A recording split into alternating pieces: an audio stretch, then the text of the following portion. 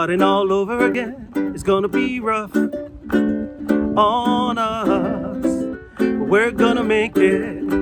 It's Breakfast with Bob.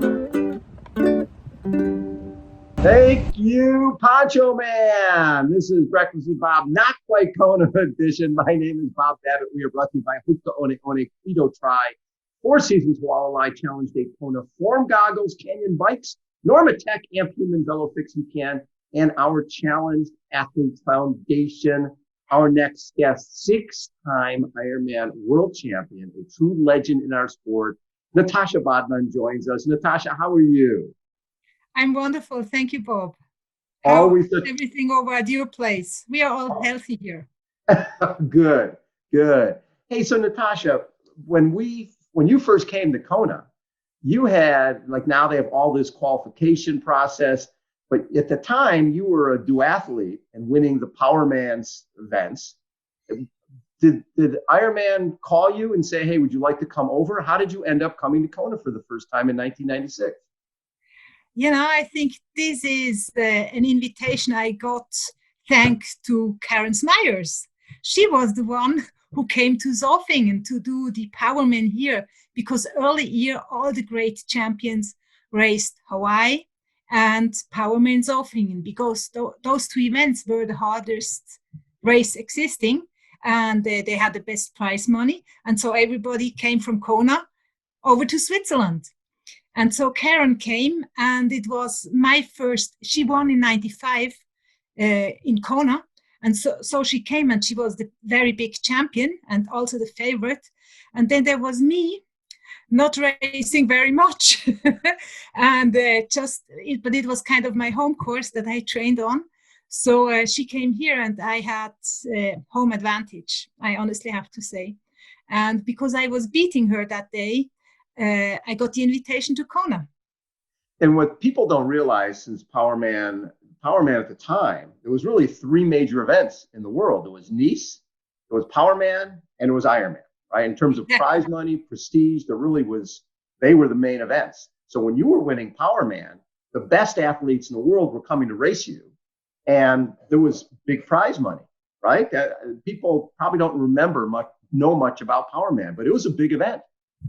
It was, as you said, it was one of the three biggest events in the world. Athletes kind of were true. They also were apart. So it was pretty good. You could do Nice and Zofingen, and then you could go to Hawaii. So it was very excellent filled calendar. So a lot of people get off the plane in Hawaii, and especially a lot of people from Europe, because they're not used to this type of heat. When you got off the plane in 1996 to come over to do Hawaii for the first time, what were your thoughts on this heat? And had you ever been in heat like that before? It was not like today. As you know, we had not too many videos. I was reading Competitor Mag and Triathlete Mag. We had no videos to watch. We had no YouTube to see. So I had to really prepare myself for Hawaii, what I was reading in journals, and there was nothing more that I could get. And especially in Switzerland, it was hard to get American journals, and we had not have all these informations that we have today. So when I came out of the airplane in Kona, I said, "Oh, an airport with no roof. I never saw that before." So it was very interesting, because I said, "Oh, what a nice place." And I kind of, right, the first step I did out of the airplane, I loved it, because it was thankfully evening. It was not really, really hot. I just got a warm breeze, and I felt it was kind of that aloha that came by. And so the first step I made on the island, I loved it. That was great. Our first exposure to you was, here you are on the Queen K Highway, running side by side with, at that time, 7-time Ironman World Champion Paul Newby-Fraser. And had you raced Paula much before that, or was that one of the first times? No, for me, I hadn't raced her at all. For me, she was that untouchable great queen. I saw her racing Zofingen, but I was too scared to even talk to her. So when when she was here and she did that race, I said, "Who? Better don't talk to her. She certainly is very busy, and she is a very big queen." So I was kind of the Swiss little chick that came to Kona, and I didn't expect of running side by side to her. I just was overwhelmed by all these new things that racing in Kona brings with you. So it was just exploring the island and my first Ironman at all. You have to imagine I was not used to race Ironman, so I came to Kona racing my first Ironman, and wow, there were so many things. I really was surprised how much I loved it. Yeah, and you seem to connect to the island right away. I remember with the wind, because you don't see that type of wind in other places, but you use that as a positive. You felt like the wind is giving me wings and helping me, where a lot of people, they would feel intimidated by the wind or how do I deal with it? You seem to embrace the heat, the wind, everything the island brought. See, because I didn't know much about the island, I had that mental training that I was going through with my coach, Tony. So he said, when you want to go there and you do that long travel, imagine Switzerland compared to Kona, it's 12 hours difference. Right. So it's a very long trip and also a complete new, everything is completely new. And when we did mental training, he prepared me to accept everything that the day will bring me. So accept everything in the best way, positive, in the most positive way that would be. Yeah. So I was, whatever came up to me, if it was heat, I said, okay, I accept heat. If it was wind, I said, oh, nice wind, give me some more. Of course, there were challenges I never faced before, but it kind of also was very interesting. And I wanted to see and to feel as much as I could. So when you get second in your first time there, right, and watching you come across the finish line, it was like you had won. You were so excited to get second place, your first time there. Paula wins her last world championship. What was going through your head when you're coming down a Leahy Drive, your first time, and you get second place? I think I couldn't really get it. I just felt like the happiest person in the world. I still have that picture that someone back then, pictures were rare. So yeah. I think you may have one probably from back then. I'm pretty sure. So I have that picture that was a bigger shot than it was not only 9 times 13. So it was a little bit bigger, and it showed me at the finish line just being there and enjoying. It was just that moment that I still can feel when I think about it. And I also had it on the cover of my book because it was just, for me, the picture of happiness, infinite happiness. And you had success, obviously, at Powerman, but did getting second place in Kona, did that change things for you? More sponsors, more awareness of who you were because of the finish in Kona? First of all, it brought that Ironman spirit to Europe. So far, it was not known that much. Also in Switzerland, of course, they knew that there were Ironmans, but they all were crazy. So it was kind of that those athletes in the speedos running the whole race, they are crazy. So it was a little bit that image that I faced. But then from year to year, it became more aware. And what we also saw in the sport in whole developed huge. I think also when we watch the prize money, the attention on TV, the attention in journal. I remember first time I was in Hawaii, it was a little bit announcement in the journal. And then later years, it got a little bit picture, a little bit bigger sizes, and the awareness over the year, it all came bigger, and the sponsorship, everything came bigger. Yes, definitely. When you won your first title in '98, I'm sure it continued to get better, and you were the first European woman to win the Ironman World Championship, and that changes things. When someone in Europe sees that you have done that encourages other women to feel like, well, if she can do it, why can't I do it? Was that Right, right. important to you to be that role model once you realized that you now had this platform as, Ironman was the biggest event in the world and you were the winner of the biggest event in the It's fantastic to see how much I influenced, looking backwards now, how much I influenced the sport and what it brought up. It was not just by doing it once. I think it was by doing it over the years and the exposure it came and other athletes coming up. The scene here is huge and it hadn't been that some years ago. It's really fantastic. It's hard to be pioneer, but it's also wonderful to see what can come out. The other thing that I think nowadays, if somebody gets into the sport, they have a swimming background, they have a running background, they come from a sport. You did not come from a sport. You are someone who was, I think you got into running because you wanted to lose a little weight. And the next thing you know, you're becoming one of the best endurance athletes in the world. Did you surprise yourself with what came out of you starting to, because you didn't do any of this when you were a little girl, right?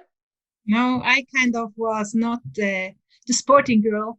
If we had sports in school, but I grew up with the teacher telling we do two classes. You two guys, you choose your group, and at the end, it always was Natascha left. And so the teacher said, and you, Natascha goes to this group, and everybody said, oh, Natascha, she's not really athletic, but we have to take her. So that was of kind of my background. So probably if the others now see what I came, they Yes. didn't see that in me either. Actually, the only one who saw that I have a potential in sport was Tony. He Yes. was the one who said, I see that Will, if she starts something, she's finishing it. And he saw that I have that inner fire, and he just helped me to build it up. So not many saw it, but he was the one who always believed in me. It's always great when someone believes in you before you believe in yourself. When did you feel like maybe he's right? Maybe I am good at this. Actually, never. Really? I I never thought I could do it, and he just said, "Yeah, you go and try." And so, as you saw, my first Ironman, I just came there, and I didn't think about beating someone. I just was there to see how far I could go, and suddenly I was running beside the big queen. So I was surprised by then, and this kind of was a story that went on, and it was uh, beautiful and it was great. And when I then later had my accident, I just wanted to get that great feeling back, that beautiful story, keep it going on. When I look at your career and you, similar to Paula's philosophy was get a big lead on the bike and win the Ironman, right? And you did that, in 98, 2000, 2001, 2002, 2004. 2005, I think, is my favorite win of yours because a real champion can win multiple ways, different ways. And in 2005, you had an Olympic silver medalist named Mikili Jones coming over to do her first Kona. And you got a drafting penalty, which is silly, and you ended up behind her. So you had to win the race in the run. I always look at that as a very special win because you did it differently. When you look back at that race, is that one special for you because of the way you won it? Every race was special because it all had its own history and its own preparation and the doubts and the highlights and everything that comes with such a race. But definitely, you're right. 2005, having the race against Mikili was completely different. It was among all other expectations that were there, and I think I surprised myself very much by running because I knew the world class that Mikili Jones had. And if you asked me before the race, if I had been at your breakfast with Bob, and you asked me before, will you run down Mikili Jones? I said, come on, Bob. she is a silver medalist at the Olympic. I would never be able to run with her. If I could go a mile, I'm probably happy. But I never thought that I could make it because she just was excellent runner. So how that race came out, it still fascinates my brain today. The other thing is, we both know that you can have because it's an open road and because you can get sick, you never know what's going to happen, no matter what your preparation is. In 2006, you got sick during the race and you threw up, and at that point, you're a 6-time champion. You could have dropped out. Nobody would have said anything, but it was important to you to finish. And even though you 3:27 marathon, which is not something that normally you would do, you finished 10th. Do you take something from that race, even though you didn't win it? Oh, definitely. Every race I finished gave me something. And especially finishing on the hard circumstances does not make you weaker. It probably hurts for the moment because you could have done better, or I exactly knew I could have done better. But finishing something that is not easy, and I had to vomit, and I wanted to do it secretly, and camera caught me anyhow. So it's really not that scene that I am proud about, but finishing always fulfilled me more than giving up, and that's probably a reason why I finished every race that I entered. So 2007, you have the motorcycle, the cone, you end up having this horrific crash. And talk a little about the injuries, because I don't think people realize how serious those injuries were and how those affected you for years to come after that crash. So the injury, they were multiple and severe. So I was in cast. I had to do a surgery in both shoulders. Both shoulders had different and 5 different injuries in one shoulder. So it was not just a collarbone that would be fixed in 6 weeks. That's what I first thought, and that's why I wanted to go back on the bike. But there were, I think it's tendons that had ruptures, and those usually take very long. So for me, the first thing that happened after the surgery is that I had my arms like this for several weeks till everything was reattached. And the prognosis was that I never would be able to swim again or to lift my arms all the way up. The prognosis was that I would get about a range of motion of 90%, which never would allow me to swim again. And in my mind, I just was not ready to accept that. So I said, I'm gonna swim again. I will swim again in Kona. I want to feel that water again. And this is what always was in my mind. Also that I was not the fastest swimmer, but I wanted to get that feeling back. And this was what kept my motivation for training. So, I mean, you think about it, there's not many people racing professionally when they're in their 40s and 50s, like Natascha Badmann. When I look at 45 in 2012, you had the fastest bike split in Kona, right? Faster than Leanda Cave and Marinda Carfrae and Caroline Steffen. You win Ironman South Africa in 2014 at the age of 48. Was there a point where you felt like, because when people have been doing a sport for a long time, it's easy to burn out, especially with the crashes that you had. Why was it important for you to come back and still race as a professional? Just because of the feeling. I enjoyed it so much. And when probably I was very thankful to have a great career before my crash. So in 2007, I felt, I'm not sure if I ever told you the story about my apple tree. Did I ever tell you the story? No. No? Man, Bob, we have so much to talk. We do. So when I started my career, I always said, I felt like an apple tree. There was a little seed and a tree that grew. Right. Trees don't grow fast. So it took me a while to grow fast. And in 2007, I felt like I am not only a tree, I felt that I also had bloomed, and I felt like I was full with apples. So when I came to Kona, I felt so innerly rich and so strong that even before the race, I had a time that was marvelous. I just felt fantastic.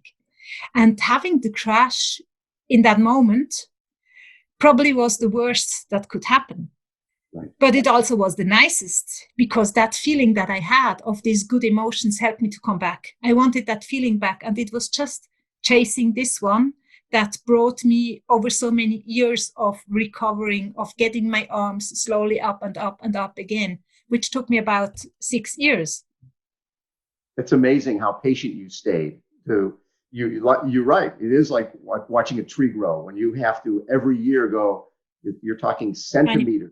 Yeah, little piece by piece.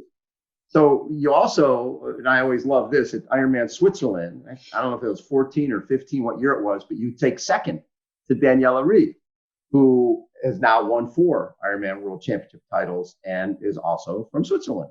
How important was that, and how special was that for you to be on the podium with a woman who was followed in your footsteps? So Ironman Zurich was her first race at all. And the day before, she did the short distance in Zurich. And then the day after, she did the long distance. And I thought, she is so crazy young. How can you do 2 races in 2 days? Yes. And then when I catched her on the bike, she stayed with me, and she was running me down on the run. And I thought, how is it possible to do that? And she said later on the race, thank you that you came by on the bike. I was sleeping. You woke me up. And I said, yeah, what's that? But thank goodness I woke her up. The funny part is I was talking to her coach, Brett Sutton, and Brett, because remember, she'd been 7th in the Olympics, and she'd been to 2 Olympic Games at that point. And she wanted to go to 2016 to go to Rio. And Brett saw that she was more of a long distance athlete. And so she wanted to do the Olympic distance race at Zurich, and he wanted her to do the long. And their compromise was she would do both. I'm like, Daniela, that doesn't sound like you gave in. Like, it doesn't sound like Brett gave in at all. You ended up doing both races. She says, yeah, I didn't win that one, but could you tell right then that she was going to be pretty special in the sport? Definitely, yeah. I mean, I don't know many athletes, and actually I know only athletes of Brett Sutton who did Saturday and Sunday races. I do not know many other athletes who achieved doing that. So for you, was your last Kona 2016? Yes. Yeah. What was that? My 20 years. What was that feeling like to be 20 years in this sport? It's one thing to do it as a, an age group athlete, but to do it as a pro, that's pretty unbelievable. What was it like doing it, knowing that it's going to be your last time as a pro? It was very special again, like probably all my races in Kona, but it somehow felt so okay, because starting 96, having my first Kona then, and then in 16, the last one, that felt so perfectly good for a last race. But also, of course, with doing a last race, it's also letting go something that is very emotionally. So when you look back at your career, what do you look back as the toughest moment that you had to deal with in your career? The toughest definitely was my accident in 2007. That was very tough. I have honestly to say, I cried many times. I stood up many times. I was hurting a lot, and I was always fighting back. Yes. But that's what is the sport. It's not always big pleasure party. It's you have to work for becoming good. I think every athlete goes through that. And when you get an accident, that's probably something which is not only depending on you. If it's something, if you crash because you did a wrong step, I always got mad at myself. But crashing from something outside is something unexpected. And so this definitely was the hardest moment, because I felt so especially good before. Right. What's your happiest memory from your racing years? I think all my finishes, it doesn't even matter if it was the 2012 where I came in sixth, or if it was my first one where I didn't win. They all were special. They all were great, and I love them all. I don't want to treat one for another one. So, what is it about you that has helped to make you a champion? What do you look at as a character trait that you have that has helped to make you a champion? I think it was Tony's philosophy. Tony always said it's not only one part. We do not have to give you a good training. The success that is built, we need to build it like a house on four sides or on four poles. And Tony said the four poles, of course, they all are together with the sport. But if you only train, you never will be the best. You also have to do the mental training, because the combination of training and mental training combined by nutrition and combined by the best material, this is a big mosaic that will bring you as a champion. And as you know, my bike was very special. You also know I had a kind of diet that nobody else had. I did my mental training where some people said she's a little bit silly. But all these things finally helped, I think, to give that great, fantastic picture of all these wins. When you talk about nutrition, what was different about your nutrition program? So I think we were pioneers back then. Can you imagine? I brought the first Red Bull to Hawaii. There was no Red Bull in Kona, and now there is Red Bull. There were other things. We were working with amino acids. Nobody, I think, back in '96 had amino acids on the bike. I did. It was ugly to take, but I took it. Yes. So there were all these little things, like I said, the mental preparation. No one did that mental preparation. When I came with my bike, I remember Jürgen Zack told me, "You cannot ride that bike in that wind. You will be blown off the street." And we had many experiences that we made, and they luckily turned out good. I always also tried new wheels, and with head I had those 3-spoke wheels that were pretty tough but very fast. So there probably always only were little components.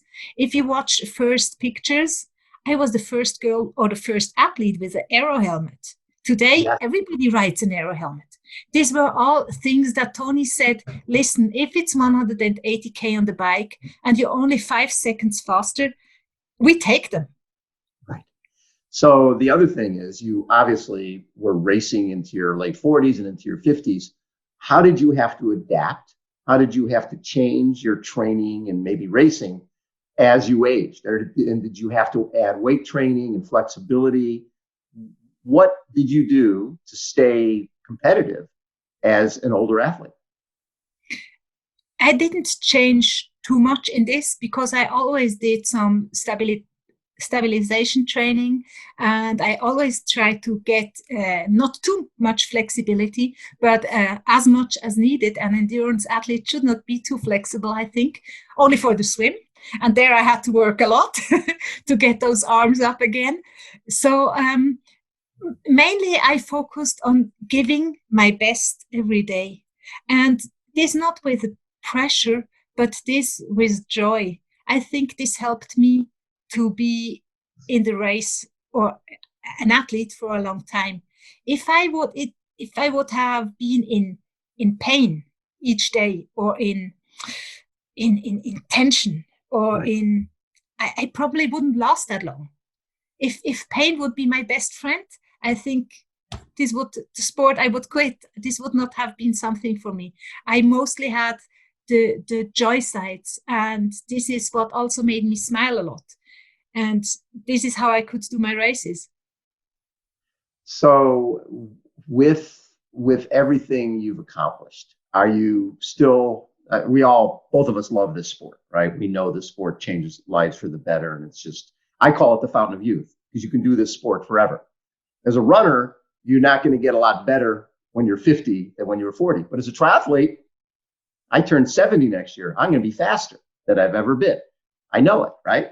So for you, is this a sport you'll continue to do even though you're not a pro? I'm not sure if I will be faster with 70 than I was. No, no. The good thing about that is I was always slow. So, So congrats on that, Bob. That's a problem. That's a problem. You were too fast when you were younger. But will you still race as an age grouper? Will you still go to events and things like that? You know what I'm waiting for? What? I'm waiting for a special category. And I'm waiting for the Ironman Legends category. I don't want to race against age grouper who trained their whole life to go to Kona and to have a result there, and then to be scared of recent pros that they have to race against. I don't want to be that. I want to race with no result, with no trophy, with nothing, in a legend category. And I know there are many athletes, many retired pros that would like to race again in a category like that, where they do not disturb the race of anybody else. You know, that is a really great point, because I want to see Natascha Badmann and Scott Molina and the legends participating in the sport, but I totally get an age grouper going, I can't compete with someone who is a pro. And I understand a pro going, gosh, I don't want to take an award from anybody, from an age grouper, because these are the people who've supported me all these years. Right, right. That is a great point. But if there was hey, I just want to race, I don't want to be in a category, Natascha Badmann would be on the start line. I definitely would like to come back because, as I said, I mentioned I love the way, I love the lifestyle, and I had my happiest life in the moments of the sport. That's why I did it for such a long time. Love it. Natascha, thank you as always for taking so much time. It is always such an honor to get to chat with you. I love the energy you bring to our sport and just your enthusiasm for the athletes. And one of the things that people overlook is when you were out there winning the race, you were cheering for every age grouper who was heading in the other direction, where a lot of people would be, save your energy, don't do that. You were the one who was the biggest cheerleader for the sport while you were leading the race, which I always look at as something very special. Thank you very much. Honestly, sometimes I had a sore arm the next day, not from swimming. From waving to everybody, from cheering. You have your cheering elbow. You have cheering elbow? Is that what you have? Sometimes, yeah. Natascha Badmann has been our guest, 6-time Ironman World Champion, a true legend in our sport. My name is Bob Babbitt. This is our not quite Kona edition of Breakfast with Bob. Thanks, everybody, for tuning in. We will catch you later.